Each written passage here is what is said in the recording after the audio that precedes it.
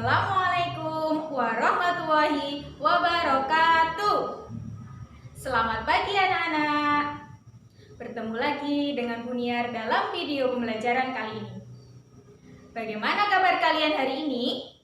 Sehat, semangat, luar biasa. Alhamdulillah, bagus sekali. Tak lupa, Buniar ingatkan kepada kalian supaya menyiapkan buku dan alat tulisnya terlebih dahulu. Setelah itu, mari kita berdoa bersama-sama untuk mengawali kegiatan pada pagi hari ini agar kita selalu diberikan kemudahan dan kefahaman dalam belajar. Berdoa mulai. Berdoa selesai. Baiklah anak-anak. Untuk melanjutkan pembelajaran kemarin, hari ini kita akan belajar tema 4, sehat itu penting, subtema 1, peredaran darahku sehat, pembelajaran yang kedua. Belajarlah dengan sungguh-sungguh supaya kalian dapat menentukan sampiran dan isi pantun. Yang kedua, kalian dapat membuat pantun berdasarkan usianya. Yang ketiga, kalian dapat menjelaskan organ peredaran darah pada burung dan fungsinya. Dan yang keempat, dapat memberi contoh lagu bertangga nada mayor dan lagu bertangga nada minor. Baik, untuk mengawali kegiatan hari ini, mari kita tepuk semangat terlebih dahulu. Tepuk semangat! Semangat! Nah, coba anak-anak perhatikan gambar berikut ini. Apa ya yang sedang dilakukan oleh Benny? Nah, pintar sekali. Benny sedang berolahraga. Apakah anak-anak juga sudah berolahraga tadi pagi? Perlu anak-anak ketahui, kita disarankan untuk rajin berolahraga 15-30 menit setiap hari untuk menjaga kesehatan kita. Anak-anak dapat bersepeda, lari pagi, ataupun senam di rumah masing-masing. Apalagi dalam kondisi pandemi COVID-19 seperti ini, kita diharuskan untuk tetap berolahraga supaya daya tahan tubuh kita tetap terjaga untuk bisa melawan virus corona. Tentunya tetap memperhatikan protokol kesehatan seperti cuci tangan sebelum dan setelah melakukan aktivitas, pakai masker bila keluar rumah, dan jaga jarak aman minimal 1 meter dari orang lain. Jika tubuh kita sehat, kita bisa melakukan aktivitas sehari-hari dengan lancar. Anak-anak dapat belajar dan bermain dengan teman-teman. Bu Guru juga dapat mengajar seperti biasanya. Nah, Bu Guru punya sebuah pantun yang bertema kesehatan. Coba baca bersama-sama. Bersinar terik sang matahari, bagai api panas membara. Rajin berolahraga bela diri, badan kuat, hati gembira. Apakah kalian masih ingat dengan pantun? Apa ya ciri-ciri pantun itu? Pantun merupakan salah satu bentuk puisi lama dari Indonesia atau Melayu. Pantun memiliki ciri-ciri sebagai berikut. Yang pertama, pantun bersajak ABAB. Yang kedua, pantun memiliki 4 baris. Dan yang ketiga, pada setiap baris terdiri dari 8 sampai 12 suku kata. Nah, pantun terdiri dari 2 bagian, yaitu bagian sampiran dan bagian isi. Coba perhatikan. Pada bagian sampiran terletak pada baris pertama dan baris kedua. Sedangkan isi terletak pada baris ketiga dan baris keempat. Berdasarkan contoh yang telah guru berikan tadi, apakah kalian bisa menentukan sampiran dan isinya? Mari kita lihat pantun yang tadi. Apakah anak-anak bisa menentukan sampirannya? Bagus. Sampirannya terletak pada baris pertama dan baris kedua, yang berbunyi, bersinar terik sang matahari, bagai api panas membara. Selanjutnya, kalian bisa kan menentukan isinya? Nah, pintar! Isinya terletak pada baris ketiga dan baris keempat, yang berbunyi, rajin berolahraga, bela diri, badan kuat, hati gembira. Jadi, kalian sudah bisa kan menentukan sampiran dan isinya? Sampiran terletak pada baris pertama dan baris kedua, sedangkan isi terletak pada baris ketiga dan baris keempat. Baiklah anak-anak, mari kita lanjutkan belajar tentang jenis-jenis pantun berdasarkan siklus kehidupan atau usianya. Berdasarkan siklus kehidupan atau usia, pantun dibedakan menjadi 3, yaitu pantun kanak-kanak, pantun muda, dan pantun tua. Pantun kanak-kanak berisi tentang sukacita. Coba perhatikan contoh berikut ini.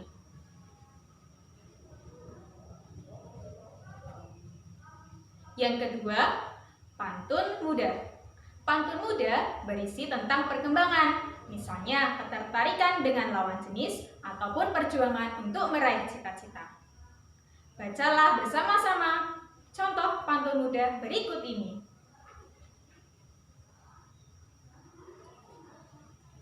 Dan yang ketiga adalah pantun tua. Pantun tua berisi tentang nasihat. Kalian bisa melihat contoh pantun tua seperti berikut ini. Bagaimana anak-anak? Apakah kalian sudah jelas? Tugas kalian selanjutnya adalah membuat contoh pantun berdasarkan siklus kehidupan atau usia secara mandiri. Setelah selesai, bacakan hasil karya kalian di depan teman-teman anggota kelompokmu. Selagi kalian membuat pantun, Bu Guru juga sudah menyiapkan pantun yang bertema kesehatan. Coba perhatikan. Musim kemarau datang lagi, sinar matahari cerah memancar. Berolahragalah setiap hari, agar aliran darah jadi lancar. Apa ya isi dari pantun yang Buniar bacakan tadi? Nah, bagus sekali. Isinya yaitu kita harus rajin berolahraga supaya aliran darah menjadi lancar. Pada pembelajaran pertama yang kemarin, kalian sudah belajar tentang sistem peredaran darah pada manusia. Bagaimana ya dengan sistem peredaran darah hewan? Apakah sama atau tidak? Mari kita bahas bersama-sama. Hari ini kita akan belajar tentang organ peredaran darah pada burung dan fungsinya. Sekarang, anak-anak perhatikan gambar organ berikut ini. Ini adalah gambar organ jantung dari burung. Sama seperti manusia, burung juga memiliki 4 ruang pada jantungnya. Yang pertama, atrium atau serambi kanan. Yang kedua, atrium atau serambi kiri. Yang ketiga, ventricle atau bilik kanan. Dan yang keempat adalah ventricle atau bilik kiri.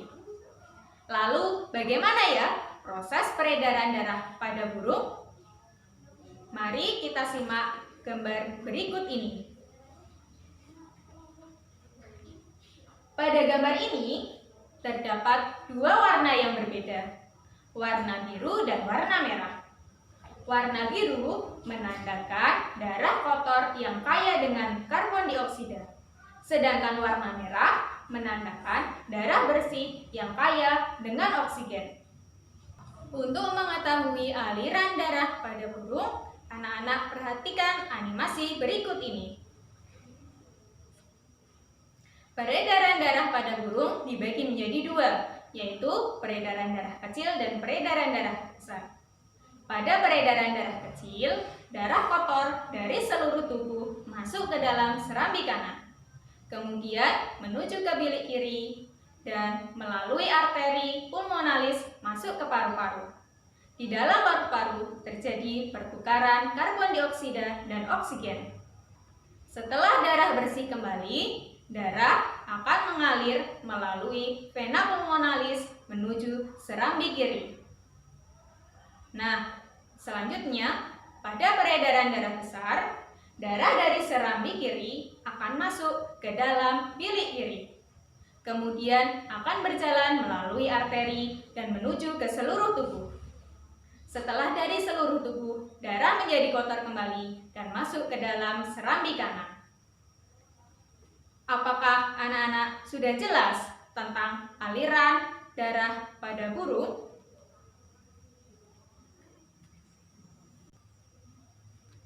Aliran darah itu berulang secara terus-menerus. Tugas kalian berikutnya adalah menulis informasi tentang organ peredaran darah pada burung dan fungsinya. Untuk mengetahuinya, mari kita saksikan video berikut ini. Jangan lupa untuk menulis informasi itu di dalam buku tugasmu. Organ peredaran darah pada burung dan fungsinya. Ya, organ peredaran darah pada burung sama dengan manusia, yaitu peredaran darah kecil dan peredaran darah besar. Organ tubuh yang terlibat pun sama, yaitu jantung, pembuluh darah, dan paru-paru. Kita identifikasi satu persatu. Yang pertama adalah jantung. Jantung pada burung berfungsi untuk memompa darah agar darah beredar ke seluruh tubuh. Jantung pada burung memiliki 4 ruangan, yaitu serambi kanan, serambi kiri, bilik kanan, dan bilik kiri. Kita akan bahas satu persatu.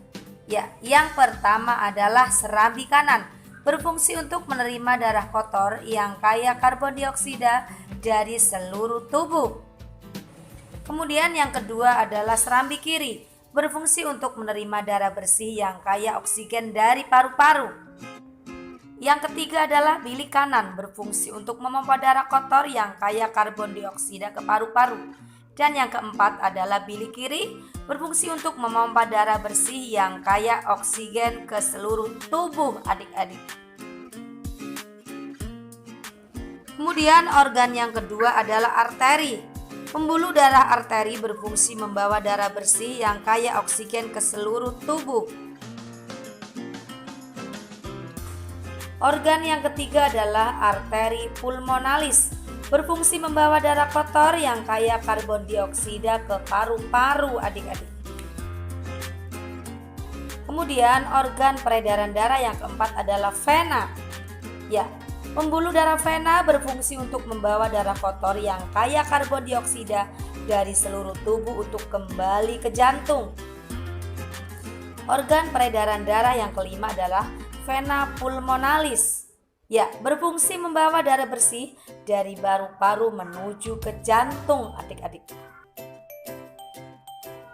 Kemudian organ peredaran darah yang keenam adalah pembuluh kapiler.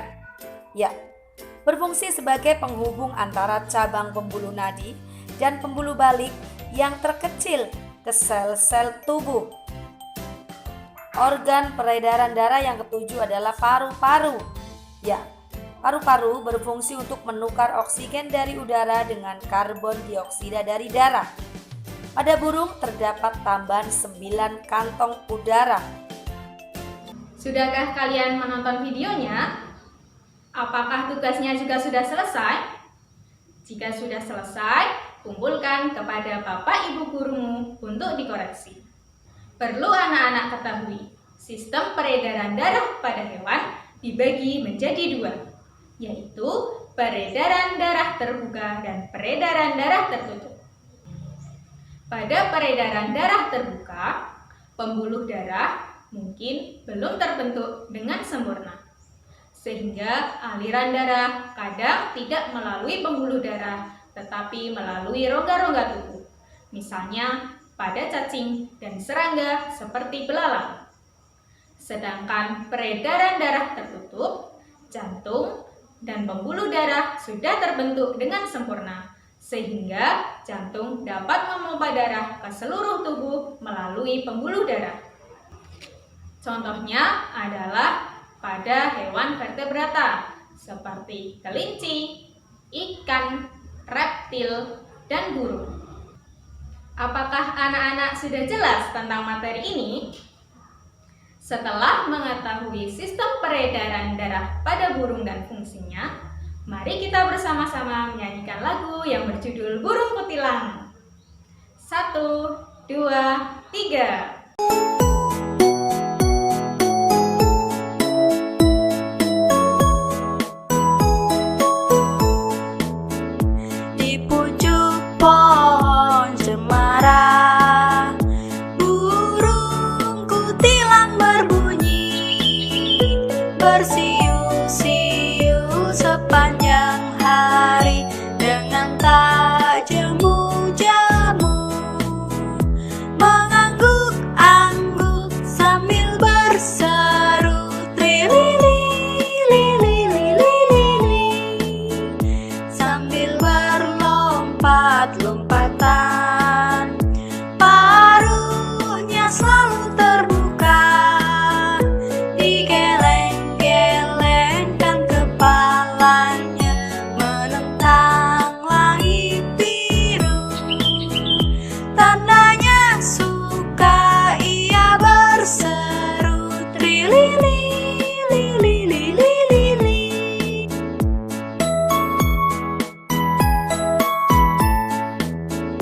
Di pucuk pohon cemara, burung kutilang berbunyi, bersiul-siul sepanjang hari dengan tak jemu-jemu, mengangguk-angguk sambil berseru trilili-lili-lili, sambil berlompat-lompatan, paruhnya selalu terbuka, digeleng-gelengkan kepalanya menentang langit biru. Tandanya suka, ia berseru trilili-lili-lili.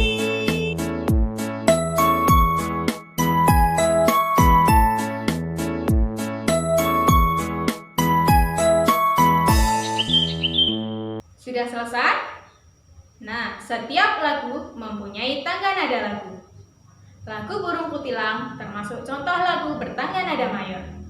Apa itu tangga nada? Apa itu tangga nada mayor? Apa ya bedanya dengan tangga nada minor? Coba anak-anak kerjakan 3 pertanyaan itu sebelum Bu Guru bahas kembali.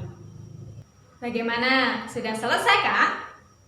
Nah, tangga nada dibagi menjadi 2, yaitu tangga nada diatonis mayor dan tangga nada diatonis minor.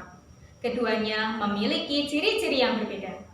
Ciri-ciri tangga nada mayor adalah 1. Bersifat riang gembira. Yang kedua, terdengar semangat. Yang ketiga, biasanya diawali dan diakhiri dengan nada do. Dan yang terakhir memiliki interval nada 1, 1, setengah, 1, 1, 1, setengah. Nah, sedangkan tangga nada minor mempunyai ciri-ciri sebagai berikut. Yang pertama, bersifat sedih. Yang kedua, terdengar kurang bersemangat. Yang ketiga, biasanya diawali dan diakhiri dengan nada la. Dan yang keempat, mempunyai interval nada 1, setengah, 1, 1, setengah, 1, 1. Contoh dari tangga nada mayor adalah Maju Tak Gentar, Halo Halo Bandung, dan Garuda Pancasila. Sedangkan lagu bertangga nada minor, contohnya adalah Syukur, Tuhan, dan Mengheningkan Cipta. Tugas kalian selanjutnya adalah mencari 5 contoh lagu yang bertangga nada mayor dan 5 contoh lagu yang bertangga nada minor. Selamat mengerjakan! Itulah materi pembelajaran kita hari ini. Hari ini kita sudah belajar menentukan sampiran dan isi pada pantun. Yang kedua, kita juga sudah belajar membuat pantun berdasarkan siklus kehidupan atau usianya.